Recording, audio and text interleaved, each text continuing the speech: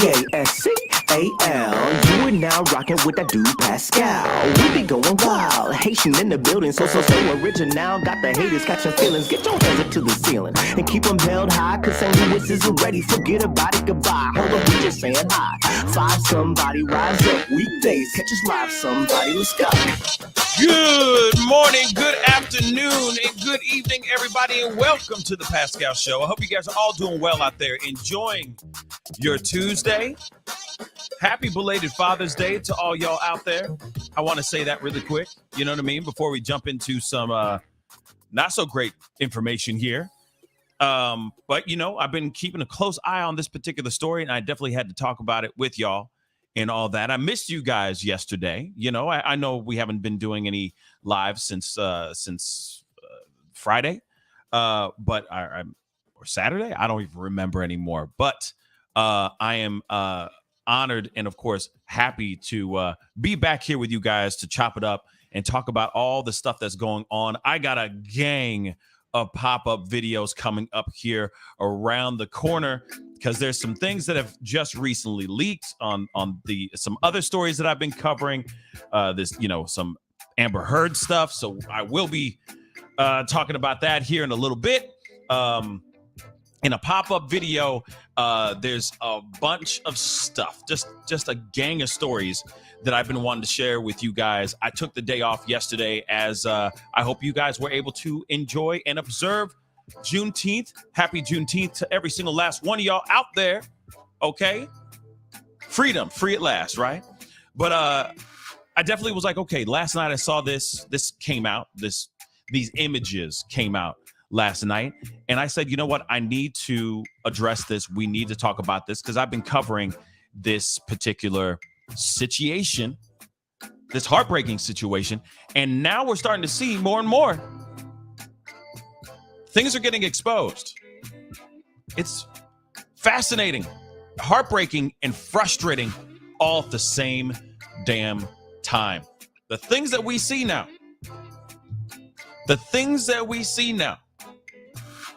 that are exposed to, I don't know, save one's butt, to save a department's butt, I guess, is absolutely astonishing in my personal opinion.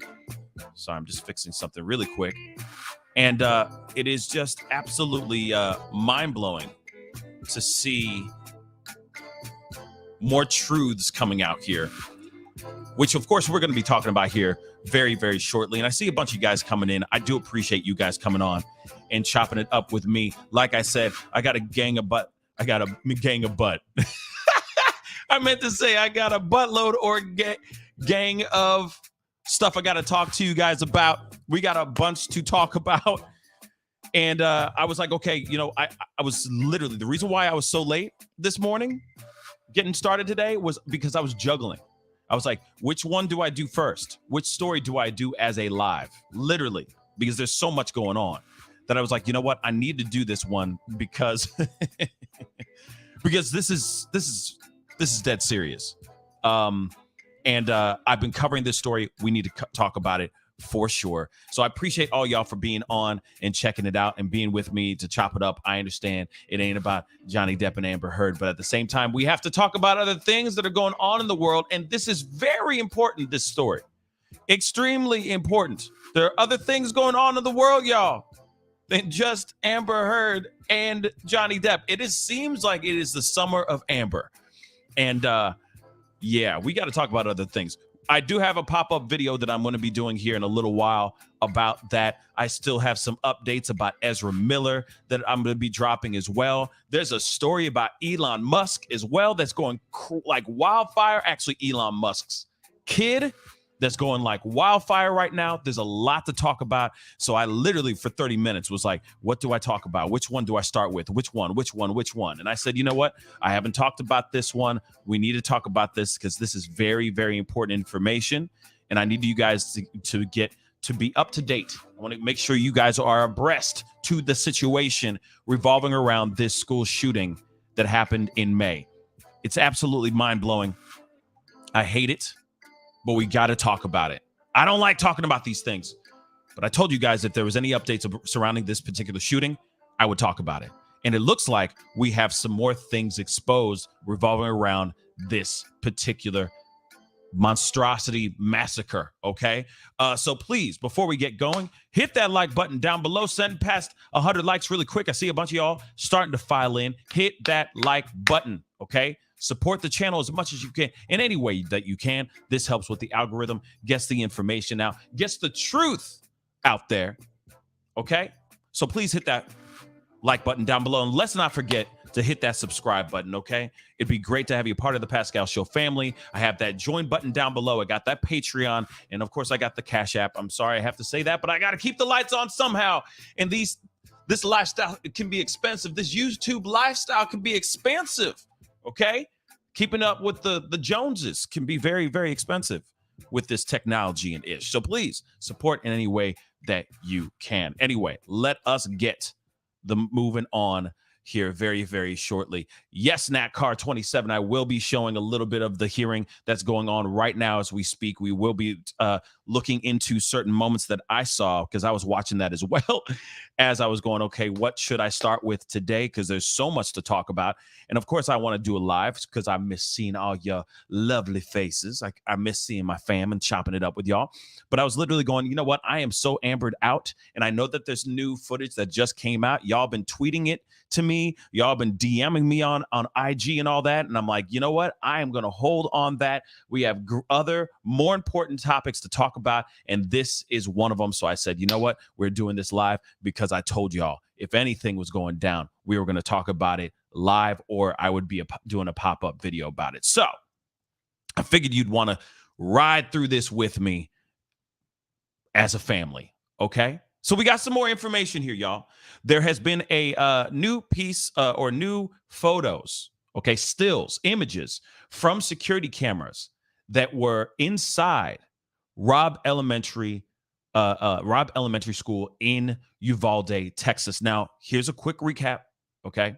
There was a gunman that went into the Robb Elementary School, opened fire, taking the lives of 19 children and two teachers. Now, what's very interesting and why this whole situation has become so big, of such a huge story, is not because of what is not even because of the gunman. It's not even because, say, that gunman left the assailant left a manifesto or anything of that sort. That's not even the case. What is being so salacious, what's keeping people's eyes on this situation, is because how the Uvalde Police Department handled themselves surrounding this horrific incident that happened inside room 111 and room 112 inside Robb Elementary School. All right. Now, there have been a lot of speculations. There have been a lot of stories saying that the 5-0 police didn't do anything. They didn't do their due diligence. They didn't go in there to save those children. They had ample amount of time to go into that school, inside the school, and actually take that gunman down, but they did not. They stepped back, they chilled out, and they didn't do a dang thing.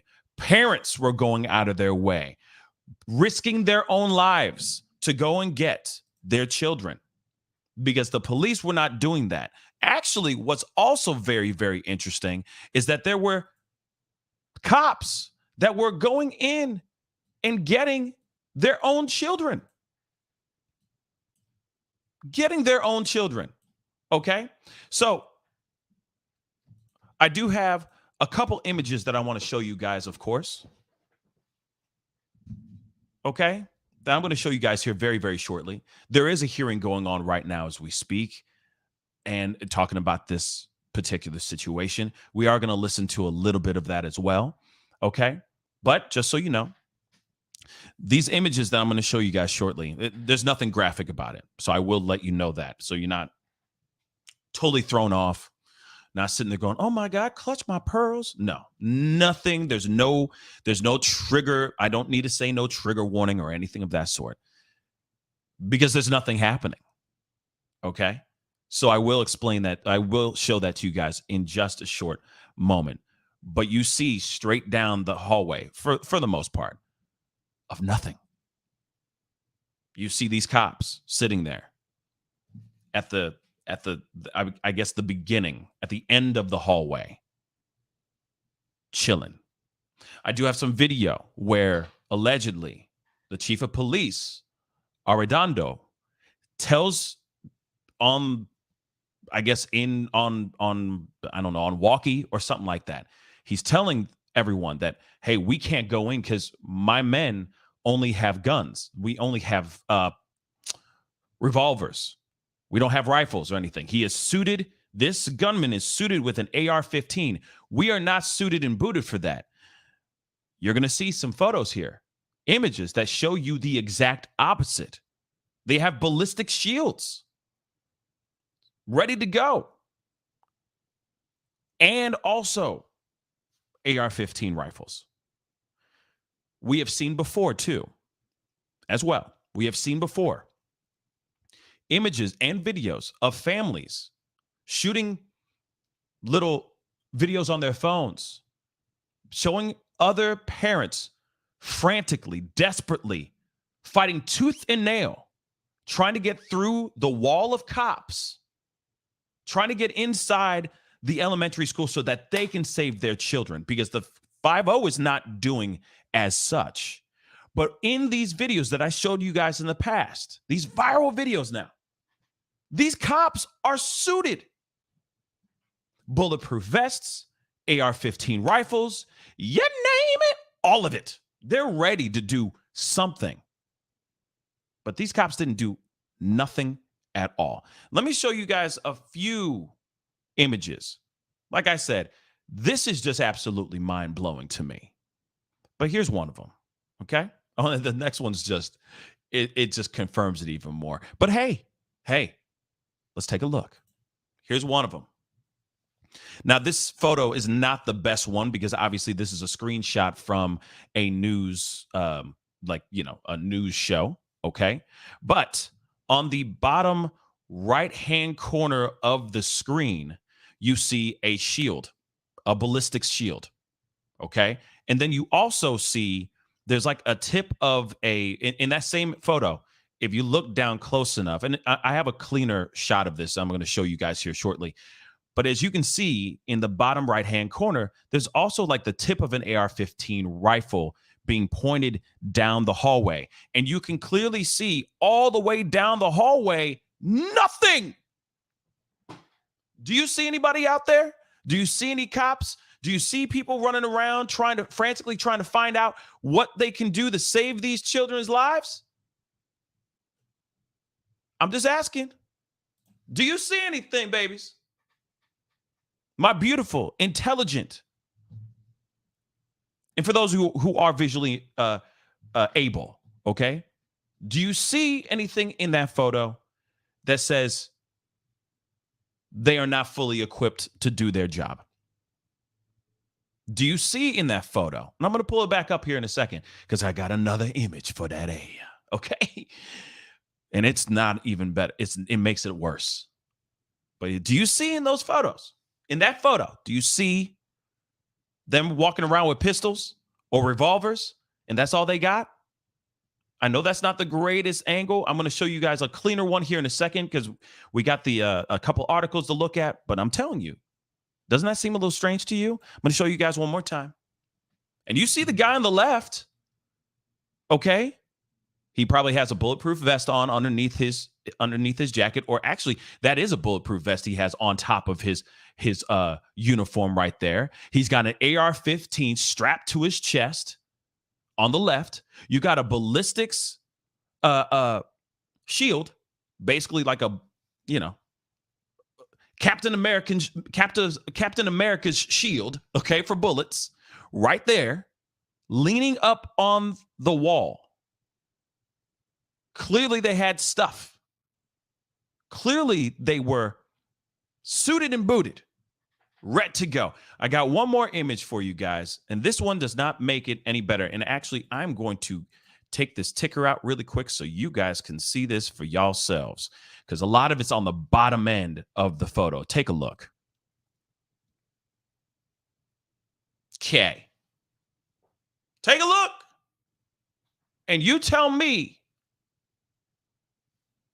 if these men and women are best and brightest. You tell me if they were not fully equipped to get the job done.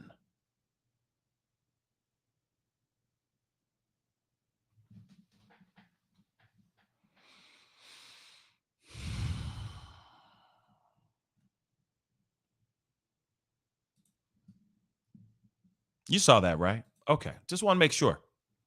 Because here's the thing, y'all. I'm not even trying, like, personally, I'm not at all trying to. They're doing this to themselves. I'm not even trying to do something where I'm like, oh, exposing them and so on and so forth. Not at all would I ever want to be doing that. But if you lying to me, I'm going to expose you. I'm going to show you the truth. If you're lying to me about that, you're lying to the general public, to all these men and women, all these parents that have lost their children, their futures, their seed. I'm going to show it. It doesn't make any bloody sense for you to lie. Zero accountability so far has been taken by this, by the chief of police, by the department. Zero so far. Goose eggs, y'all. Goose eggs. But you see those photos. You see them. You see them. Okay. There's more. Don't worry. There's more. And I mean, I got a few things, a few articles I want to show you guys. Like I said, I got so much. There's so many pop-up videos I have for you guys. I'm going to do as much as I can today. I got so many stories to tell y'all. It's absolutely insane. Okay.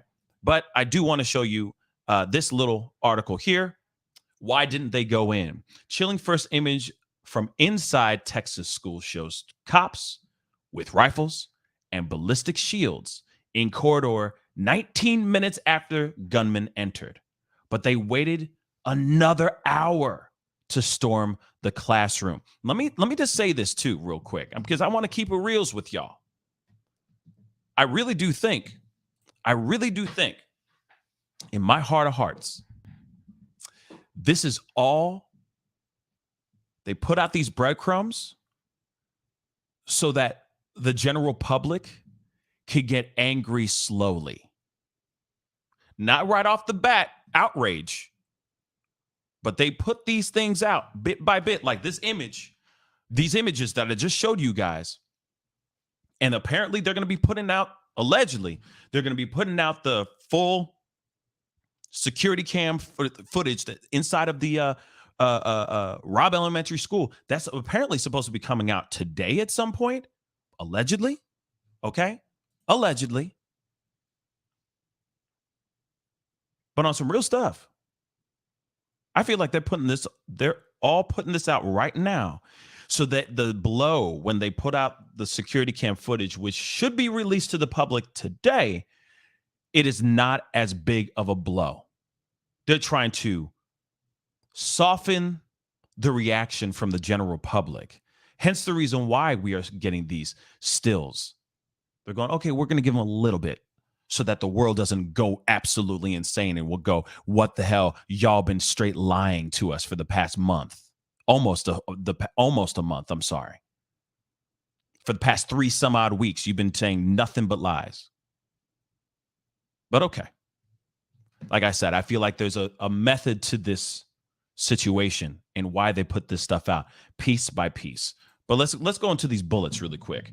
As you already saw, some of the freeze frames, a freeze frame from the surveillance cameras inside the Robb Elementary in Uvalde, Texas, show police inside the building at 11:52 on May 24th, a little bit over 3 weeks ago. Okay, Friday will be a month since this heinous massacre went down, since their lies started popping off. Okay, the gunman, which I will not say his name anymore, said it once and I'll never say it again, had entered the school 19 minutes earlier, but was not taken care of, okay, until over an hour later.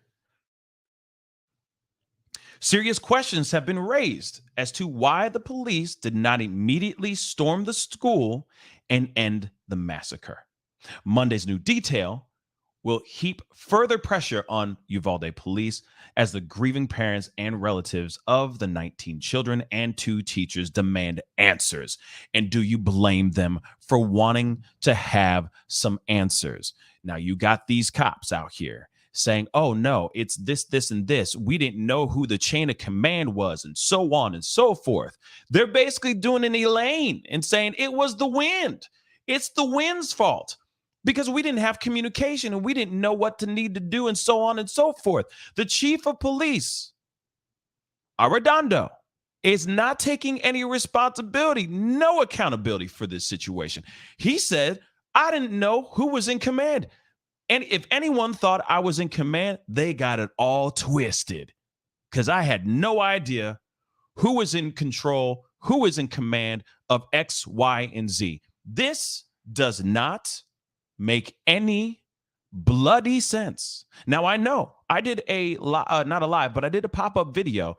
I think it was just the other day about this. Maybe it was Sunday that I did this pop-up video about this. I know not a lot of people saw it, but at the same time, I talked about how this is some strange brew here, how this doesn't make any bloody sense. You got a chief of police. That is his town. That's his city. You know what I mean? He runs this town, but he doesn't even do that. He doesn't say that. He doesn't take accountability for any of this. He just says, nope, I had no control over what was supposed to be going down. I had no say what was going down. I did not know who was in control, who was in command during that time. But it was supposed to be him, apparently. But again, zero accountability for his actions, okay? Now, I will show you guys this photo one more again, because this will make it a little bit easier for you guys to see. Well, no, that doesn't help either. Dag nab. But we are going to get into some more stuff here, because there's so much more.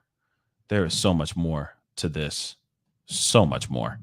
Okay. Here's another article right here. And this just came out just a little bit ago. Okay. But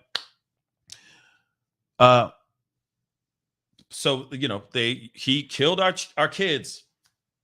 Furious Uvalde victims' families call for police chief to be fired during heated school board meeting after first image from inside school showed armed cops doing nothing while massacre unfolded. Now, and I don't blame these families for saying what they said and feeling how they feel. Damn right. You got Arredondo, chief of police, Uvalde School District Police Chief, Pete Arredondo, right here, taking zero accountability for any of these things that went down. This is one of the angry parents. We're going to look at some of these bullets really quick. I do have a video that I want to show you guys here shortly as well. Okay. But 8 people, relatives of the 21 victims, as well as residents, spoke during an open forum held at the school's auditorium 4 weeks after the shooting. The meeting saw relatives of victims join in a chorus of voices calling for the nixing of Chief Pete Arredondo's active shooter at Robb Elementary School last month. Uvalde native Arredondo who was elected to the Uvalde City Council days before the May 24th shooting, told cops not to engage the 18-year-old shooter. The move has been branded, quote unquote, the wrong decision by Texas Department of Public Safety head Stephen McCraw, and has inspired protests across the state. The release of an image from inside the school showing Arredondo's armed men doing nothing, renewing concerns as to why cops didn't storm the school or that room earlier. Sorry, storm the room earlier. Now, one thing I have to say. These protests make a lot of sense. Those children and those teachers had no help. They were stuck in a room with a madman, a monster. And let me say this. What this shooter did could have been done in seconds. And they sat back for over an hour as these children were fearing for their lives. As these teachers, who are also probably parents as well, are fearing for their lives as well. And these cops sat back and chilled out for well over an hour before they did anything. And you saw these images, and I'll show you guys one more time these images. And the main image that just blows my mind is this one right here. This one right here. And you're telling me no one could have done anything to save these young children's lives, these teachers' lives. None of them. They're all there. This was one man. This was one monster. One. And you're telling me you couldn't do anything. And then the chain of command was confusing. And the fact that there was no communication going on, how to communicate with each other and all that stuff they were not on the same page with those things. And instead of saying, yes, there were mistakes. There were massive mistakes. We should have done this. We should have done that. We shouldn't have done this. We could have done that better. Instead of taking accountability and figuring out what they can do for the next time, God forbid if there ever is a next time, but at least they would know what to do. Instead of taking accountability for that, they're pointing the blame at everybody else and their mama, except for their damn selves. And the fact that they say this was branded a wrong decision, this is more than just a wrong decision. And the fact that it's even said in those three simple words, this is beyond just these three simple, oh, it was just a wrong decision, but my bad. It's beyond that. It's beyond that. You have, anyway. 19 children gone because no one took action. No one took action. But, like I said, there's more. We got more. Okay. And good morning, good afternoon, and good evening to every single last one of y'all for being in here. I appreciate thank you all for being in here. I do appreciate y'all for coming in and being a part of the conversation. I know plenty of other conversations that you want to hear. We will be talking about those things in a couple other pop-up videos, so be on the lookout for that. But do me a favor before we continue on, because I got a video I want to show you guys real quick. Please do me a favor, hit that like button down below. Okay, crush it.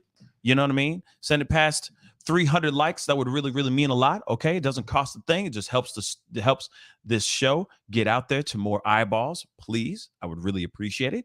And of course, if you haven't done it yet, hit that subscribe button, crush it, make it scream out your name. Anyway, we got to get into this story. And oh yeah, it's been amazing getting past 67,000 subscribers. It's amazing. I'm so excited. It's great to meet all y'all who are part of this show, part of the conversation. And yeah, we got a lot of stories and a lot of conversations coming around the corner very soon. So if you haven't done that yet, hit that subscribe button and welcome to the family as well. Anyway, we got to get into some more stuff. We got some more stuff to talk about here. Okay. I do have a video I want to show you guys right quick.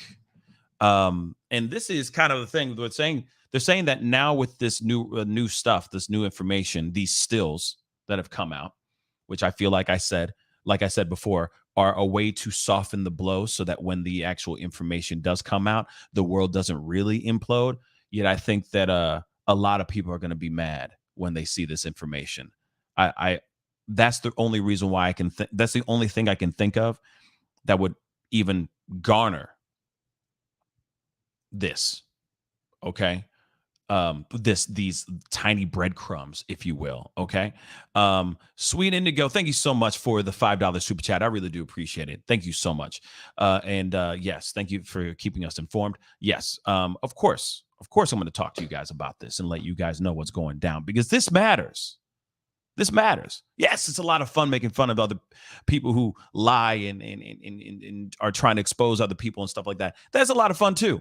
But or that's a lot of fun. But of course, these are things that really matter in the world too, and we need to talk about these things as well. So I appreciate you taking the time to watch the show, because I know a lot of people would be like, I have better things. I want to watch Amber Heard. And like I said, we will be talking about Amber Heard here very, very shortly. But we got to talk about this as well. So we got this video I want to show you guys right quick.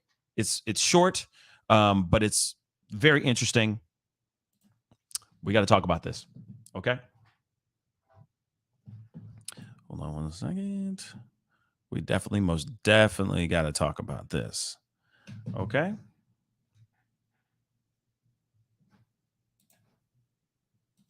I find it shameful that we had almost 100 officers on the scene and I had to leave work and save my own. Outrage palpable in Uvalde, Texas, as the first image from inside Robb Elementary during the shooting is released by the Austin American-Statesman. Unbelievable. This surveillance picture shows officers standing in the school's hallway with rifles and a ballistic shield with a timestamp of 19 minutes after officials say the gunman entered the school. It shows in the minds of at least some investigators reviewing what happened that day is that authorities had adequate firepower and adequate protective equipment. 58 minutes pass from the time we see these officers in that video, in that screen grab, to when they ultimately breach that classroom. Just 12 minutes before, at 11:40, Uvalde School District Police Chief Pete Arredondo called the Uvalde Police Department from inside the school asking for help.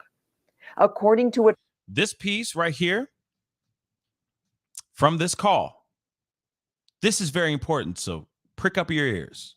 Transcript, Arredondo says, it's an emergency right now. We have him in the room. He's got an AR-15. He's shot a lot. They need to be outside the building prepared because we don't have firepower right now. It's all pistols.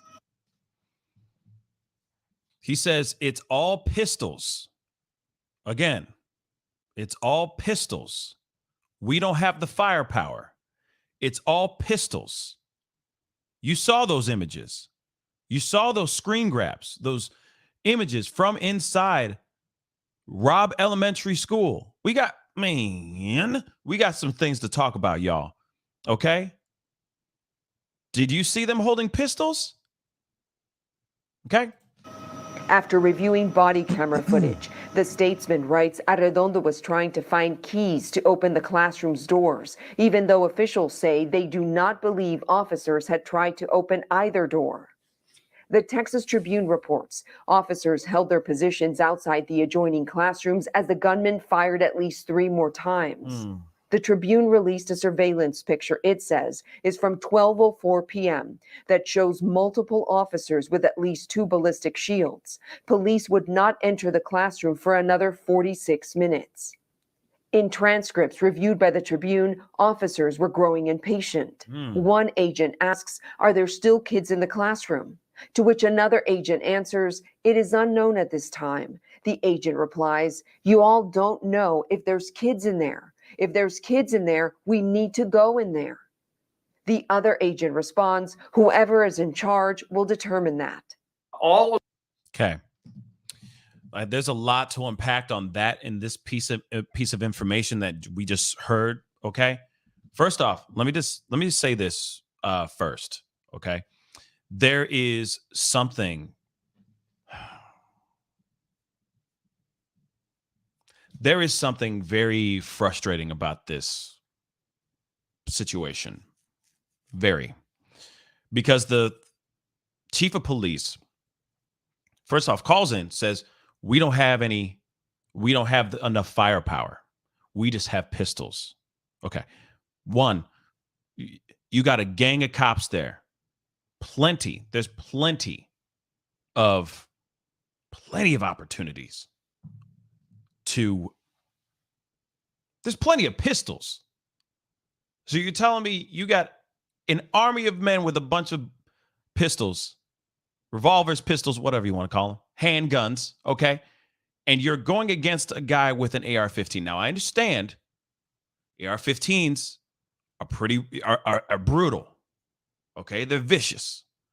But you're telling me that a gang of cops with firearms in general couldn't take this one monster down? That's problem number one. Okay, you're telling me none of them all get in there together and go bop, bop, bop, bop, and just start firing? You're telling me that none of them will be able to take him down? None of them? Now, I understand.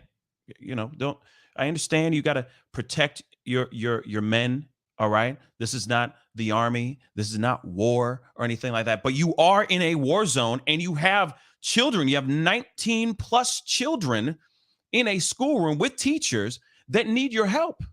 So why would you sit idly by? You have enough firepower. You have enough. But apparently, this particular chief of police thought otherwise. Now, the other part I want to say, and then we will continue the last half of this. It's only about 40 more seconds of this video. But the other part of this that doesn't make sense to me, and I've talked about this in my pop-up video about this piece, are the keys.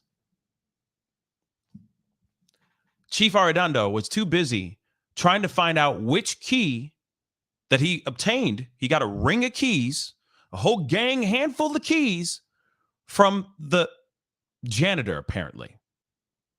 And he was too busy down the hallway trying to find out which key opened up, which one was the master key that opened up all the doors, especially the doors to the classroom.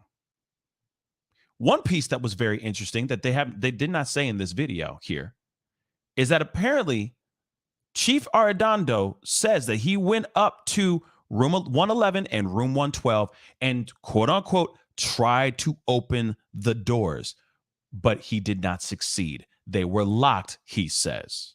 There is speculation out there that the door could have been unlocked, like it was broken or something, that maybe that's the reason why this monster was able to walk into that room and do what he did. Yet Police Chief Arredondo, School District Police Chief Arredondo, says that he went to the door and he tried and he said it was locked. What's very interesting is they're saying that the security cam footage is saying otherwise. They're saying that he never went down to the door to check if the door was unlocked. Any of those doors, room 111 and room 112. But he's out here saying that he did. And he was too busy down the hallway trying to figure out which key was the master key. Now, let me say this real quick. You're telling me that you can't turn to the janitor who gave you those damn keys. You couldn't have gone to him and said, or them and said, my janitor, my friend, which key is the master key? Real quick. Pop quiz hot shot. Which one's the master key? I need to know right now. Instead of wasting your time down the hallway trying to figure out of the gang of keys that you have in your hands, which key is the key. You're telling me you spent an hour, well over an hour, trying to figure out which one is the key? All right, then. Okay. Does not make any sense. It does not make any bloody sense. Now, if the door was actually locked, there were probably a couple ways that could have been remedied, figured out. Right? I understand. This isn't some action movie. I understand that you have to be safe when you do certain things. You don't want to lose lives. I get that piece, but there's got to be a way around this.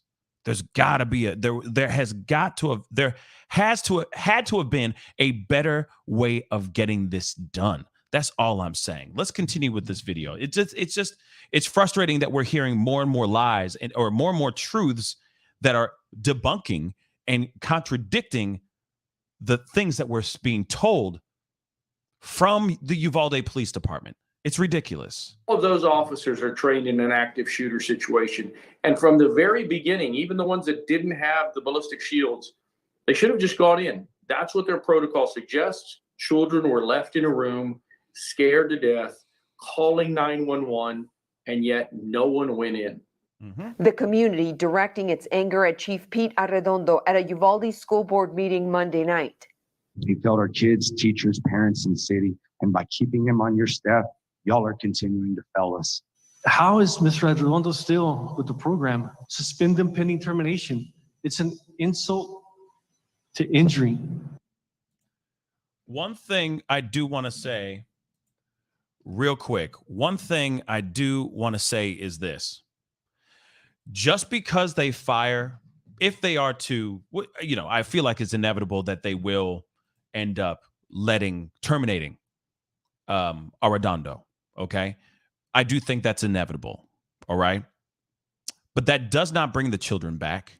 And that does not change the future of safety in any school in Uvalde, Texas. It doesn't. It doesn't change anything. Just because they fire him does not mean, oh, thank God. Okay, good. Oh, yeah. Now we're officially safe. That does not answer and solve anything except for the immediate moment of release, that immediate feeling of, okay, cool. We can get this guy who's been lying to us out of his chair. We can let him go finally. Yay. Okay, sure. Immediate gratification of him being terminated. Sure. But what about the long run? What about the future? Because you got to remember, just because you let go of Arredondo, another liar could take over his spot. And then history repeats itself. So sure, yes, I do believe that if these lies, like this security camera comes out, this footage comes out and it shows that everything that he said, his account and all that is a full-on lie, then yes, he should be fired no matter what. But yes, absolutely, that would confirm more of a reason to have him say, as one of the parents said, have him suspended pending termination. Absolutely. But does that answer the bigger problem here? Does that solve the bigger problem? And I say no. There needs to be more than just that. Got to remember, it's how he was hired. God only knows how he was trained, who trained him, how he was trained. Like I said, we haven't seen the security cam footage. We haven't seen it yet. Okay. But I guarantee you it's not going to be fun. It's not going to be pretty. And it's not going to be what we think it's going to. It's not going to be what they have been accounting. The police have been saying. It won't. It's going to leave a lot of people pissed off and heartbroken. So again, I say, all right, fire his ass. Abso-freaking-lutely. But there's a lot of other people that may need to get fired. Then also on top of that, figure out new protocols, new movements, new ways of handling situations like this, because we already know that these types of things happen almost every month. They need better proper training. They need better training. They need a better way of protocol, figure out who is in charge, so on and so forth, so that there isn't a quote unquote question of who is in command. Like I said, firing him, sure. Instant gratification makes you feel good. the release, okay? Feels good. But does that answer the big ass question that we have looming over our heads every single time that we kiss our kids goodbye to school and send our kids to school? Will this protect our children in the future? And I say no. It does not. There needs to be a better way of getting things taken care of. So there's a little bit here that I want to show you guys real quick. There's a Uvalde school shooting committee, like public hearing right now that's happening. And I guess it's still live right now. But there is some things that are being said in this committee that I wanted to share with you guys and take a look at this a little bit. Okay. And again, you know, I will say this because James Joseph just said something. Gun control. I do agree with that. Okay. Like there needs to be harsher and stronger policies and laws put into place so that people can't just obtain an AR-15 all willy-nilly and as easily as the next person, right? But I have to react to this by saying gun control, talking about that, sure, that still does not mean that someone can't go and get a gun and do bad things with it. I agree, absolutely. Make sure it's hard.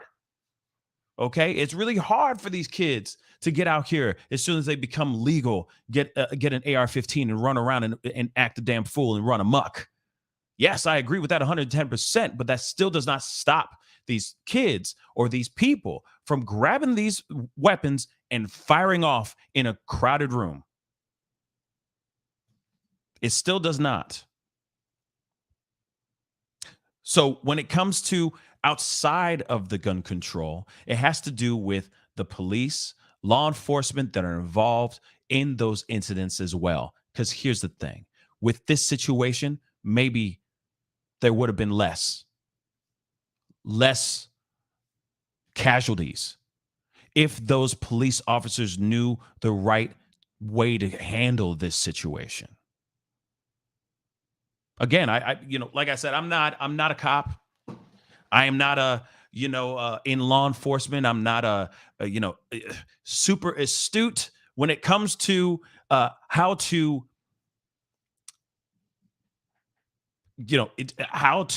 attack or go into and evade and successfully take down an assailant with a deadly weapon. I don't know anything about that stuff.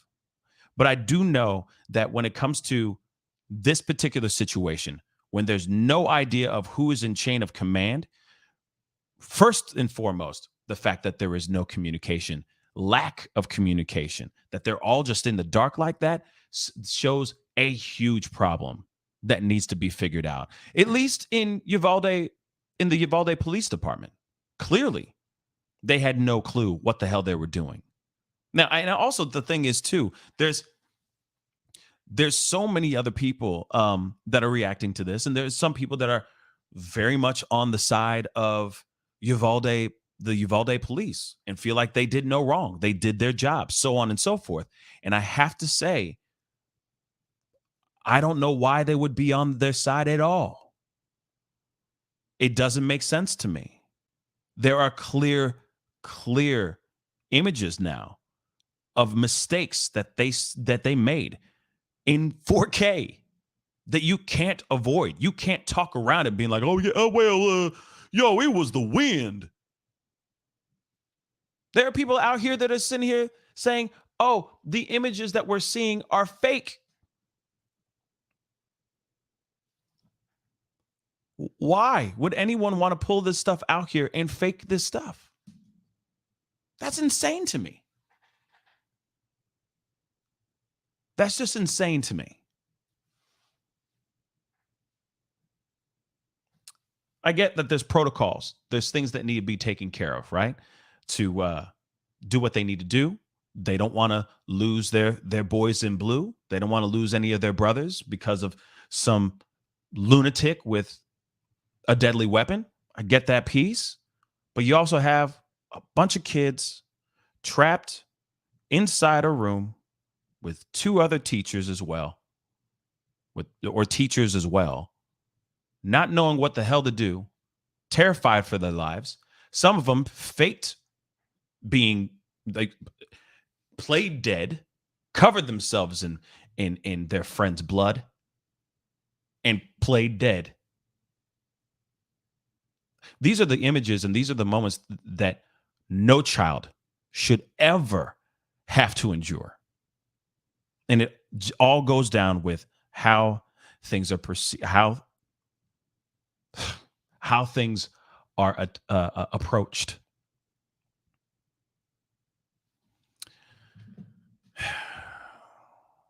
It sucks. It sucks. And the other thing is, I know, there's a lot of people that feel some type of way. I'm seeing your comments and all that. And in no way, shape, or form am I trying to bash the popo. I'm just going off on these lies that were given by a specific police department that shouldn't have lied. They should have just said there was this terrible communication. We didn't have everything together. I didn't know. I thought that somebody else was in charge. These were the mistakes I made. I will happily step down. Thank you so much. And kick rocks. But they're trying to hold on to something to make it seem like they're being heroes when they clearly were not. They waited for the Border Patrol to show up and take care of the work. Yet you saw shields. And I know that some other people are going, well, these shields, they could be only resistant to pistols and so on and so forth. Okay. But they're still shields. It's still something. You're telling me that you guys don't go in and barge in or raid somebody's home with these same shields? You don't know what's going on the receiving end of that door when you burst in with a no-knock or something like that. You don't know if that guy's with an AR-15 or with just a little pea shooter. You never know. So what's the difference now? Especially when you have parents trying to fight you, beating you guys up, trying to get through so that they can get their children safely out of that school. Anyway, like I said, it's all this that just doesn't make any bloody sense to me, like at all. But I got a little bit I want to show you guys from this hearing. Just a little bit from this hearing, because I thought it was just, yeah. So take a look, take a listen, watch this. This breaks my heart, y'all. Do me a favor, for those of y'all who are watching right now, hit that like button, send it past 500, okay? I appreciate all y'all for being a part of the conversation, and if you haven't done it yet, hit that subscribe button, okay? It'd be great to have you part of the Pascal Show family. I got a bunch of pop-up videos coming up very, very soon, so be on the lookout for those, because you don't want to miss those too. I got a wild story about an elephant. I'm not kidding. So be on the lookout for that one, because that one's insane. Okay, we got to get into it, okay? Let's go. Inside the school. Yes, sir. Because it did not have the strength to reach out of the school. Yes, sir. We conducted a threat and vulnerability assessment of the site while we had control of the school. And our DPS special agents brought in our communications team, and we conducted tests of everybody's portable radio, Uvalde PD, Sheriff's Office, Border Patrol, DPS, everybody's portable radio in that West building. And the only portable radios that worked in that West building were Border Patrols. Okay, they were the only ones that worked. All right, so we've got a police school officer whose radio will not work inside the school. That's correct. Yes, sir. Did you hear that? Okay. A police school officer's radio would not work inside the actual school. Police school officer's radio would not work inside the school. Okay. Nosebleed seats. Police school officer radio didn't work inside school. Okay. Just want to make sure that's abundantly clear. Let's continue. And nor would the PDs, okay? So if they're responding to assist, nor would the sheriff's office if they're responding to assist, and nor will DPS officers if they're responding to assist. The Border Patrol has a station there in Uvalde, and that's why they had so many agents in the area. And of course, they've got a stronger, boost on their particular tower. I can tell you that even when we take Border Patrol and we were able to link them and patch them all together, then even Border Patrol's radios didn't work. Okay. I've got Senator Zaffarini raised her hand first. Senator Zaffarini. Thank you, Mr. Chairman. Colonel McGraw, you talked about different stages of this tragedy, starting with the shooter's social media messages, his communications with people, Let me roll including... that back just a little bit. And it was unlocked as well. Easy to take a gun and shoot holes in it and reach around. Yes, sir. But the first question was, the lock was functioning correctly? The lock was functioning correctly and the door was unlocked. It was closed but unlocked. The front door. I thought when it closed, it was the front to the school, the door to the school. I'm sorry. supposed to automatically lock. Well, you can set it to two. You can set it to two sections, and it's similar to the actual door on the interior as well. You can turn it all the way one direction.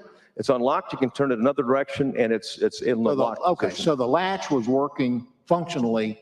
Yes, sir. Well, it was just turned in a position when you close it, it doesn't lock. Exactly. Someone did not lock that door. Okay. And similarly, the south door, which I described officers going in early on, that door was unlocked as well. Second thing, okay, you may have just said what I was fixing to ask, but the classroom door, was it locked or not locked? The classroom door, if we can get a picture of it,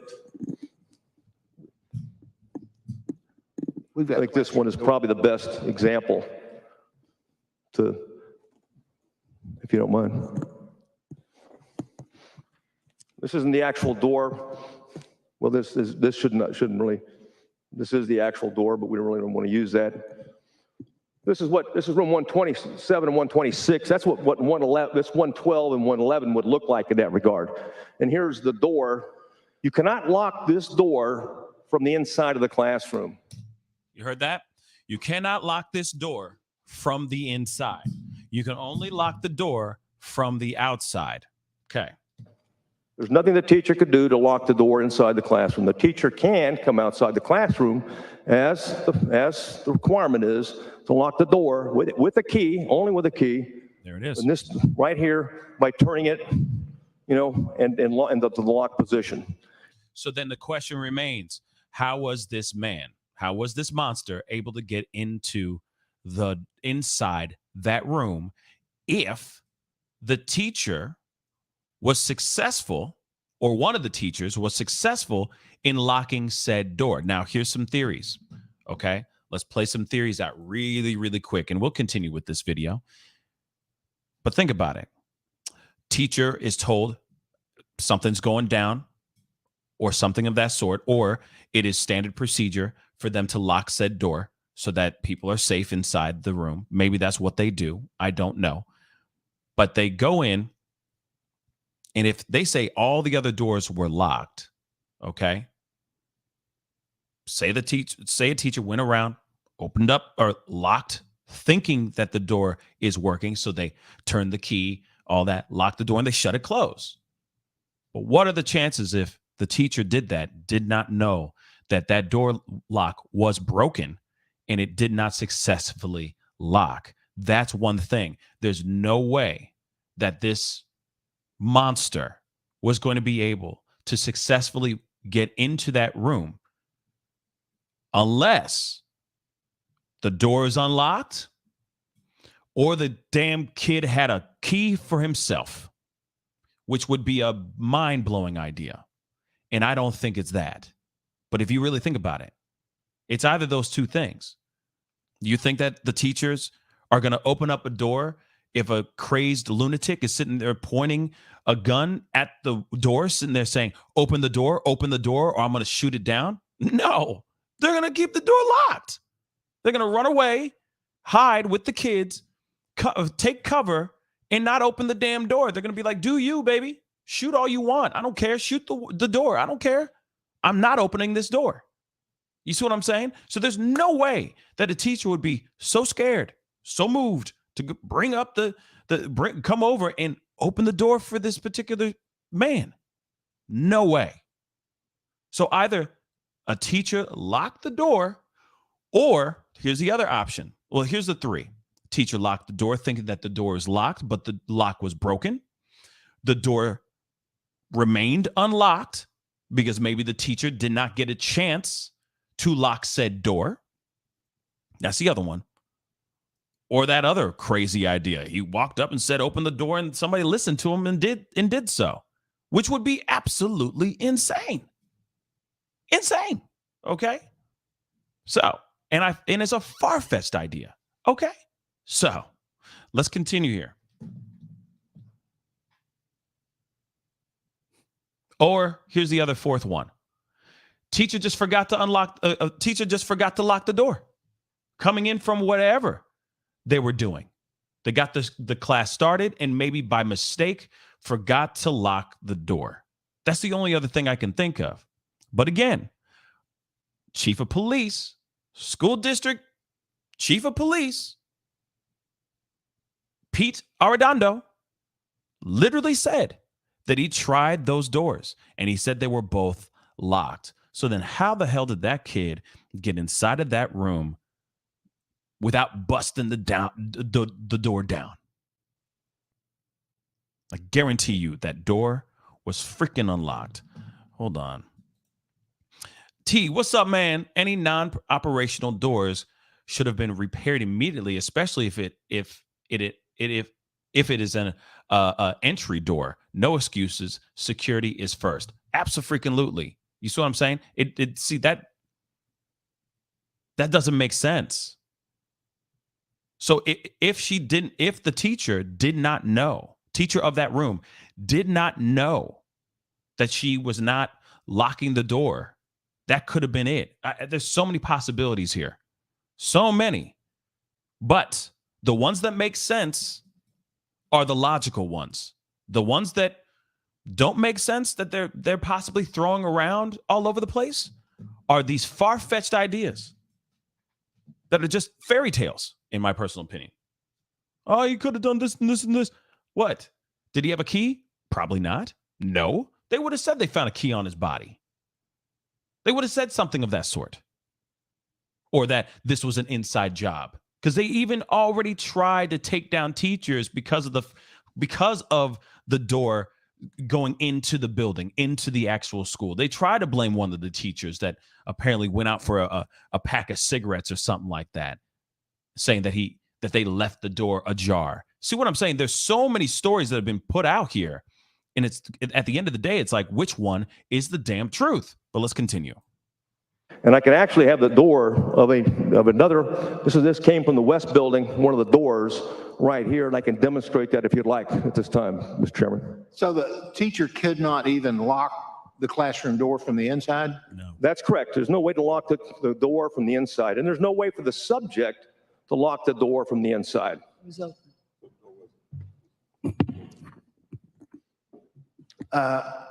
We'd heard reports that the lock was malfunctioning, that they had turned in a request for the lock to be fixed. Is that all fictitious? Or we had a locksmith inspect the lock and the strike plate. The lock was functional. The strike plate was not. What's not happening is, so as you can see on this door here, is that yes, the lock was working as it was designed, but if it doesn't, if the through doesn't get into the strike plate, it may be locked, but it's not secure. You can just open it. And that's, so it can be the locked position, ironically, in the locked position or unlocked position, and it's still unsecured and can be opened. Okay, so there was never a request to have a lock fixed? There was evidence that the requests were made about that lock based on an interview with the teacher and also some reports that we found of submissions to have it fixed. So a teacher thought the lock was broken? Yes, the teacher was convinced it was unlocked and it was broken and reported it earlier.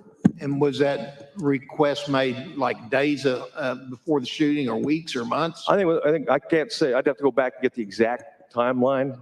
I don't have that right now. Chairman, I'll get that back to you in the committee, exactly what days that were requested that they would be fixed. Whoop, there it is. Okay, so there was report of that lock not working. They don't know how long ago, but at least the teacher did make sure that the school knew that that door was not locking. Interesting.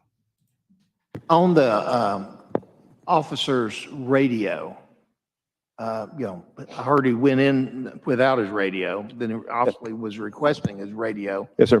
But I was told later, or maybe by you or someone else, that the radio would not actually function inside the school. Yes, sir. Because it did not have the strength to reach out of the school. Yes, sir. We conducted a threat and vulnerability assessment of the site while we had control of the school.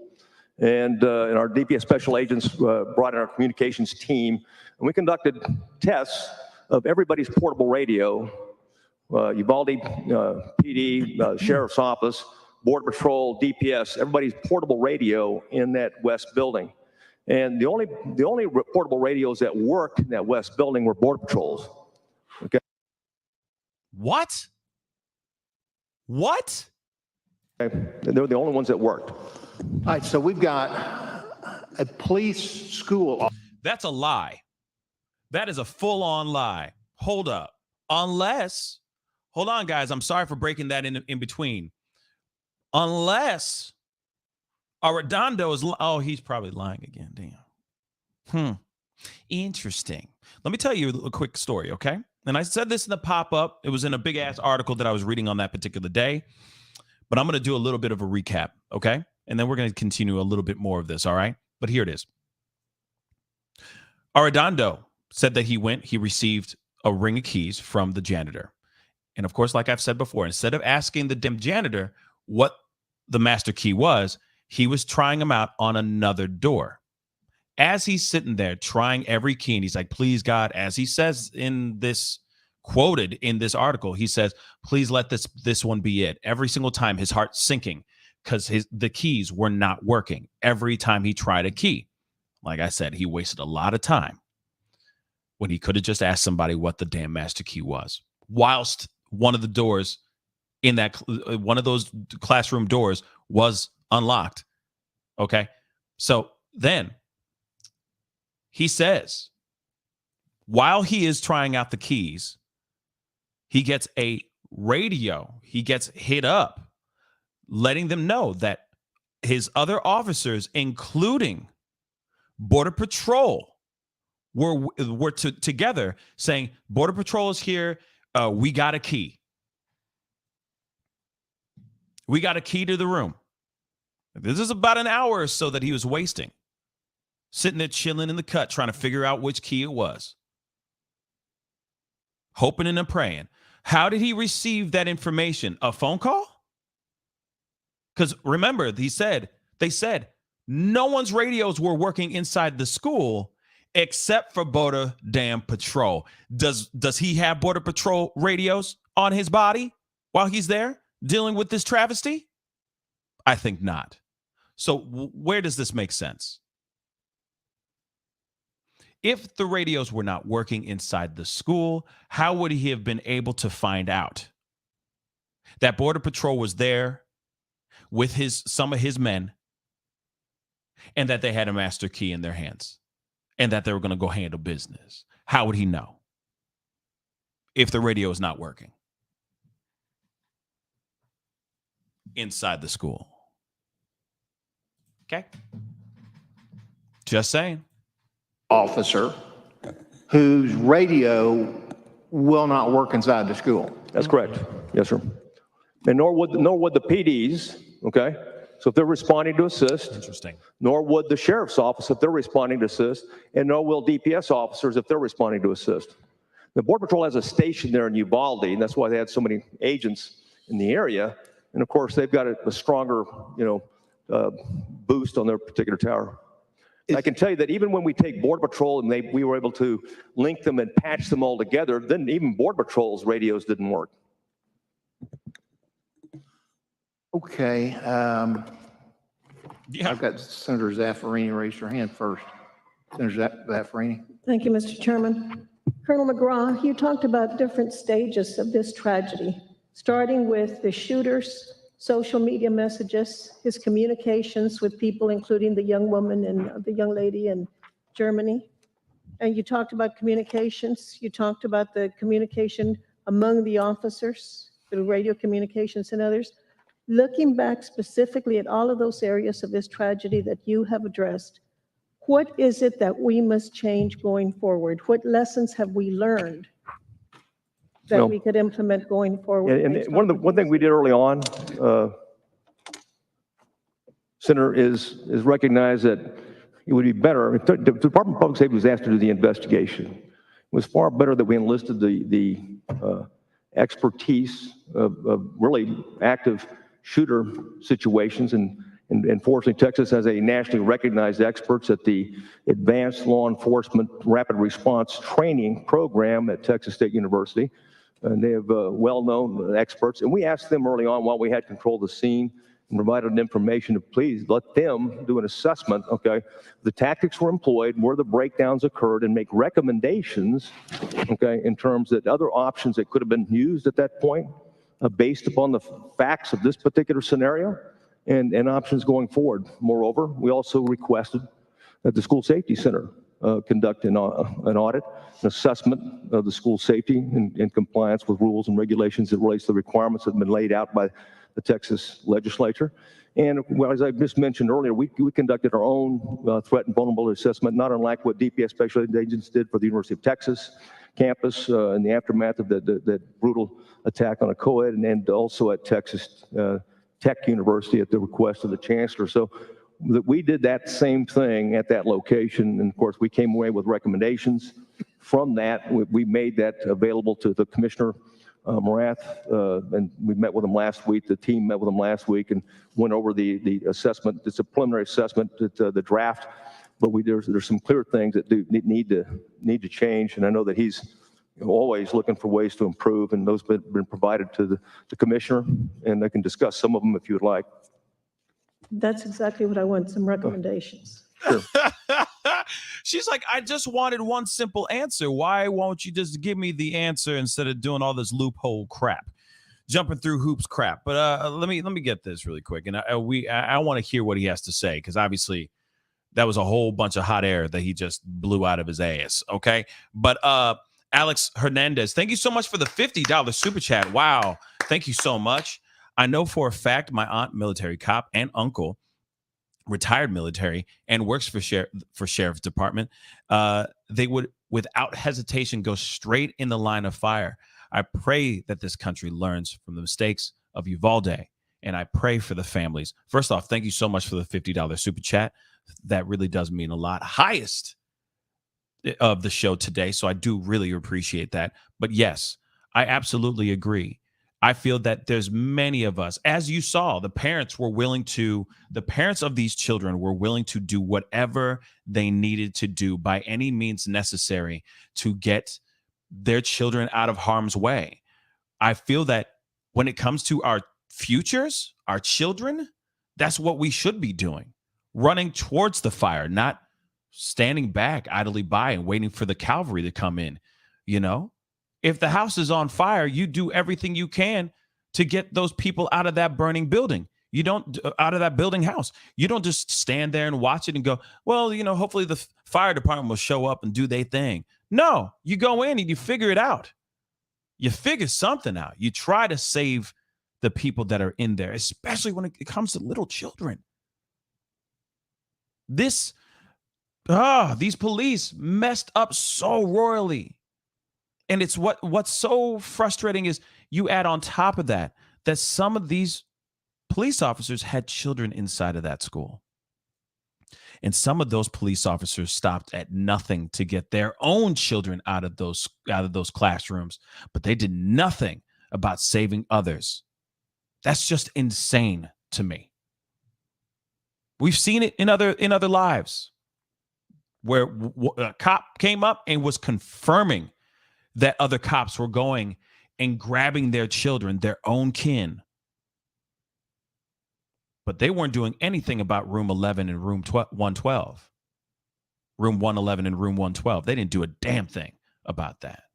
Let's continue. Let's see what he says here real quick, and then we can wrap this bad boy up.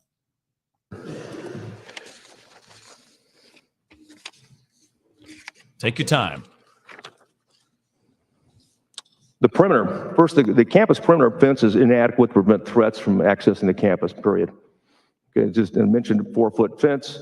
It's tubing, very easy, very lax. There's gaps in it.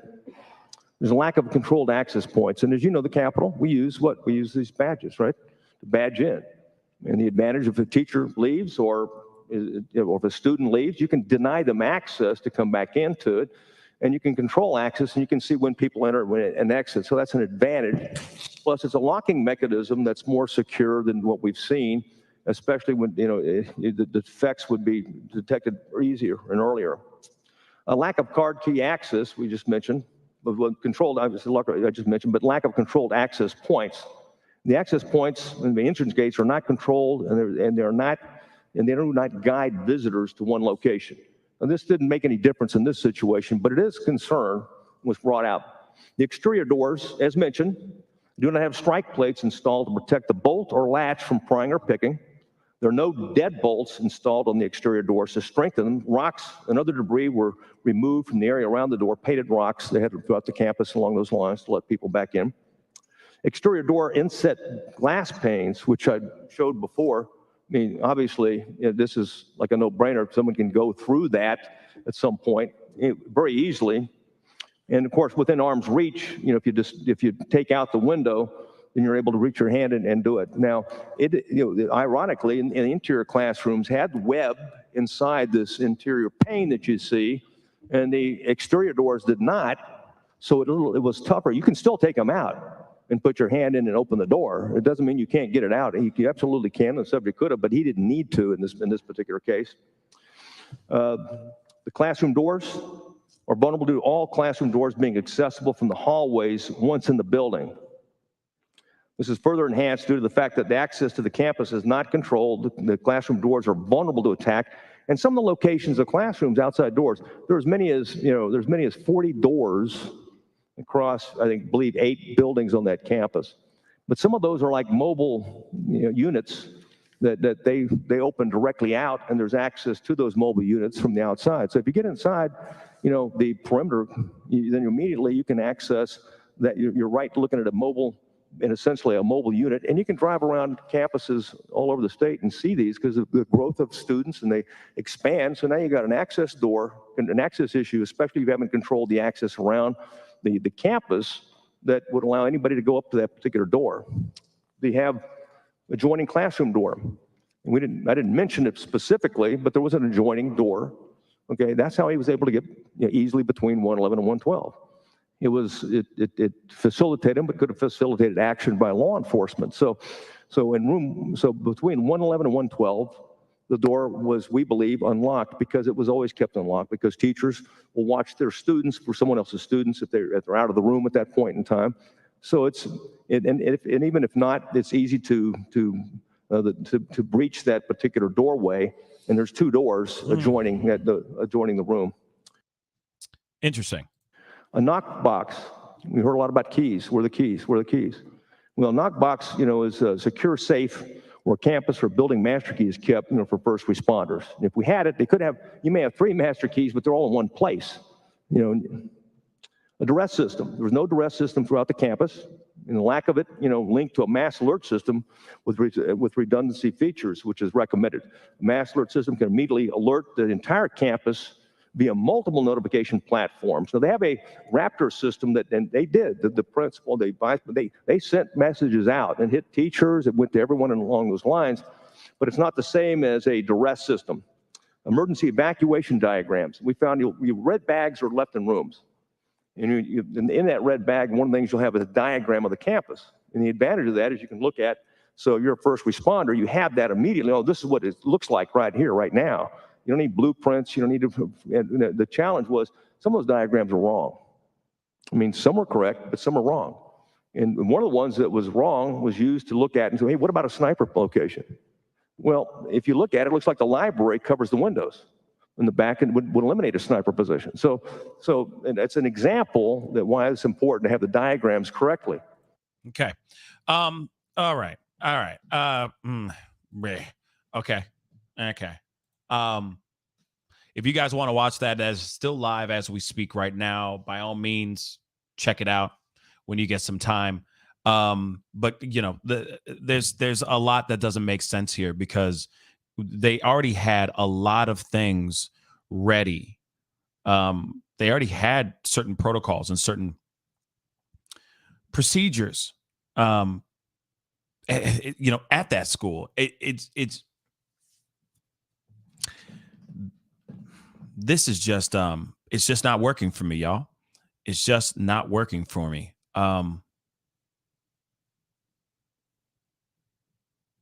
It's just not working for me. T just sent me something. I just wanted to take a look at this real quick and add it into the mess here right quick. But you know, I appreciate everybody's thoughts and, you know, everybody's opinions about this. And I get it. You know, not a lot of people are going to, some people are going to agree to disagree. We're going to have to agree to disagree on a lot of certain things. There's no surefire way of taking care of this and handling business. But we do have something here that I wanted to share with you guys. And this is from T. So thanks, T. The president's plans to visit Uvalde, Texas, the gun used in the deadliest American school shooting since Sandy Hook a decade ago, and the stories of the 19 innocent children and 2 teachers who lost their lives. You were just listening in to the latest update from officials on the latest.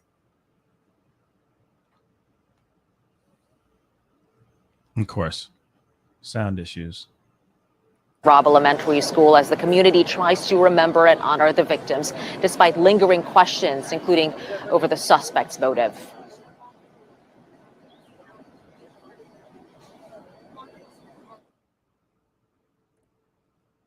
As families plan funerals for their loved ones, heartbroken friends and neighbors gathered in Uvalde for a vigil Wednesday night, remembering some of the youngest victims of the Robb Elementary School shooting, including Alexandria Rubio, who earned the Good. Sorry, this is wrong. But let me get in here. So perimeter fencing, classroom doors, student lockdown drills. The Uvalde Consolidated Independent School District has a comprehensive 21-point strategy to keep kids safe, according to its website. Still, they were, quote unquote, they were unprepared, said parents who waited outside the school for at least 40 minutes. Of course, we already know about the gunman who took the lives of 19 elementary school kids and 2 teachers in this deadly shooting that happened in May 24th. The school district, which serves a community of about 16,000 residents, has its own 4-person police department, a chief, a detective, and 2 officers. Secondary campuses have a security staff. Despite the security measures in place, the gunman was still able to get into the school through an unlocked door and into a classroom full of children and students. More could have been done, which was, of course, Javier, a father of a fourth grader that lost her life then, said that as well. Like more could have been done. So apparently they had a 21.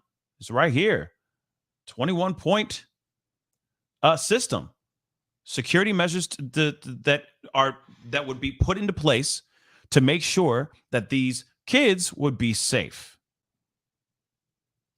But you know, one thing, you know, I'm not going to go through this whole thing, okay? But there's 21 points. Okay. 21 things that they would have to do for them to be safe, the school to be safe, etc. Okay. Now, and that's the other part. This is a part that doesn't make sense, right? It's a 21-point strategy to keep kids safe. And apparently, of course, they're sitting here wondering if those things were actually taken care of, if they actually did what they said that they were going to do, or they followed procedure, if they did or did not. Now, one thing I will say, I get what that gentleman, I don't know who his name, what he was talking about as far as that live and all that. I see his point about those certain things that need to be taken care of. They already had a 21-point system or a plan to make sure the kids were safe. Apparently, it kept everybody else safe except 19 and 2 teachers.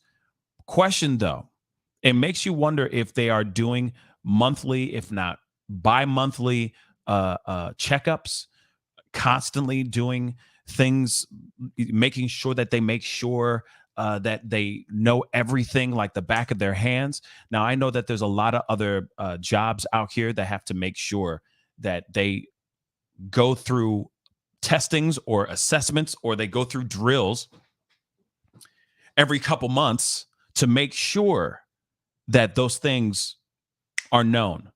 They don't have to think twice about it. They know the standard procedure of performing X, Y, and Z. They know where their stuff is. If they, like he said in that live during this press hearing, or not press hearing, but when they were having this meeting right now, he said, there are red bags, in every classroom, so that if a first responder does show up, then he has a layout of the land, layout of the campus, so on and so forth. Like those things, I get.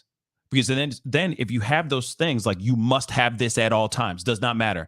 If I show up to your room, to your classroom, and I ask for X, Y, and Z that you need to have, it is mandatory that you have this in your classroom every day, ready to go. You have to check these things, so on and so forth, making sure you have this, and this, and this every single day. And if I walk in and you don't have it, you can get terminated. You can lose your job. Type thing. That's what needs to happen from this point on. The fact that they're saying that the door, let's go back a little bit, that they said that the lock was reported to be broken by one of the teachers, and it could have been days when they reported that. And the fact that that door was not locked, was not fixed, okay, that door lock was not fixed with the quickness, that is something that doesn't make sense either. Questions, pop up of, man, if only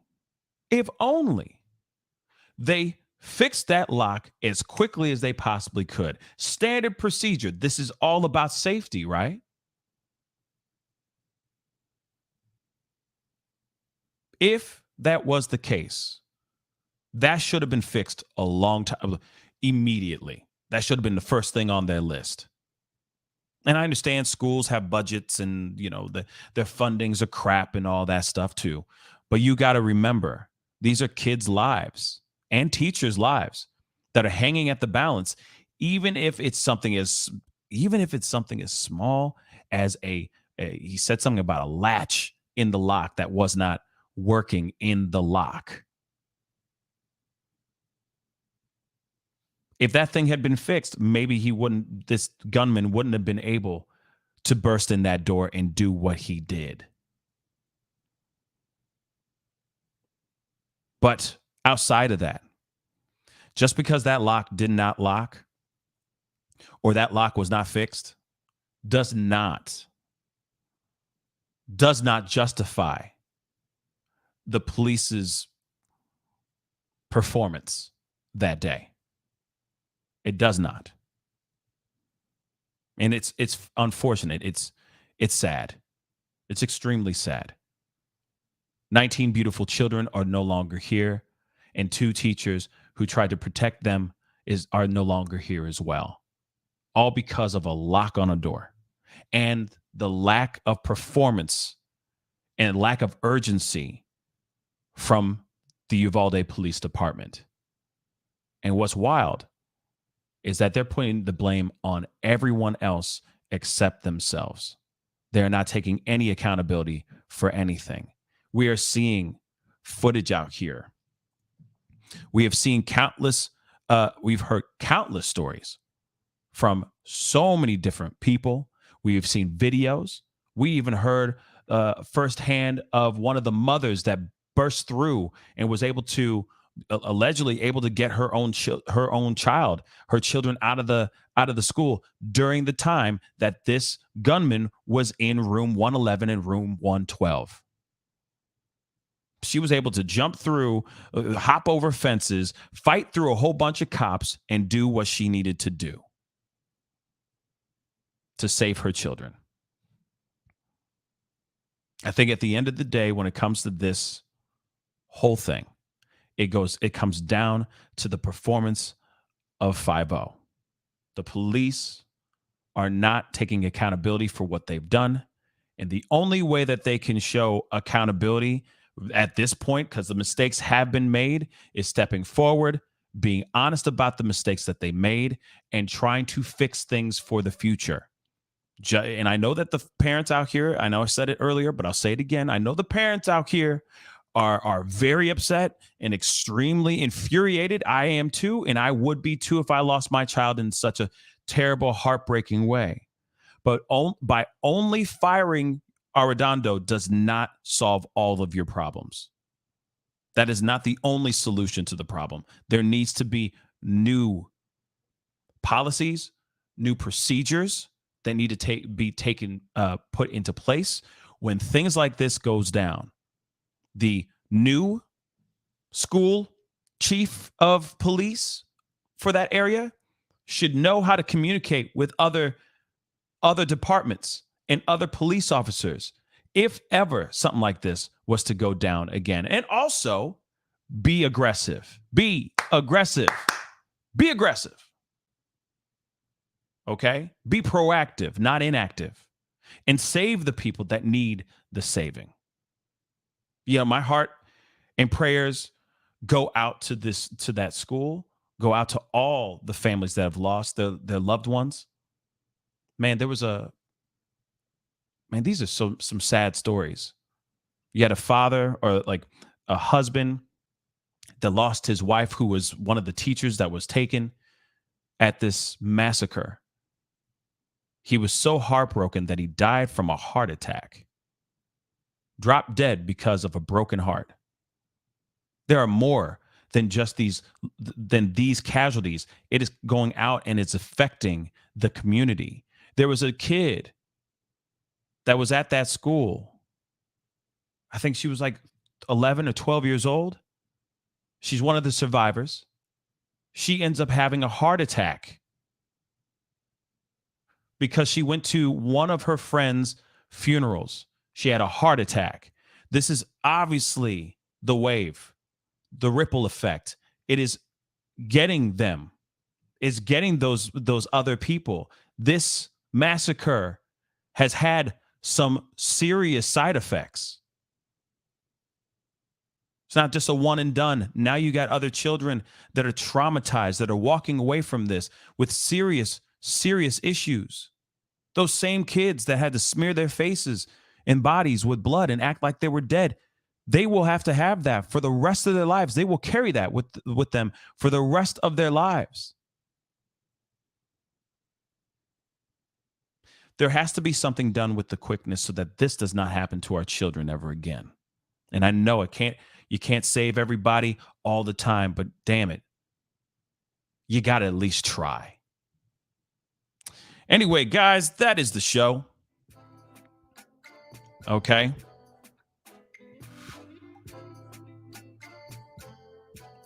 That is the show, guys. I really do appreciate all y'all for being on. I really do appreciate it. Okay. But I do have some pop-up videos coming up to you guys in a little bit, so be on the lookout for that. There's some crazy stuff revolving around this Amber stuff, and we got some Ezra Miller stuff. We got a story about an elephant. Oh my God, there's so many things going on, man. So many things going on. So be sure to keep a lookout for those updates and those pop-ups, okay? So do me a favor before you get going. First off, I want to say thank you to all the super chats, because I know this is not something that a lot of people want to tune into or talk about, but I do appreciate all y'all blessing me with your time to talk about this particular story. there's a lot of other wild stories I have coming around the bend here very, very shortly. So keep an eye out for those. Okay. So do me a favor. And thank you so much for all the super chats, all the support. Seriously. Hit that like button down below. Send it past whatever number you'd like it to go to. Okay. I'd really, really appreciate it. Please do not forget to hit that subscribe button. All right. It'd be great to have you a part of the Pascal Show family. Anyway, it's time to get going. Okay. Love all your faces. Have a great, wonderful, positive day today, and stay safe out there. Be good to yourselves. Be good to one another. And I'll see you guys in the next video. This is the Pascal Show. Bye.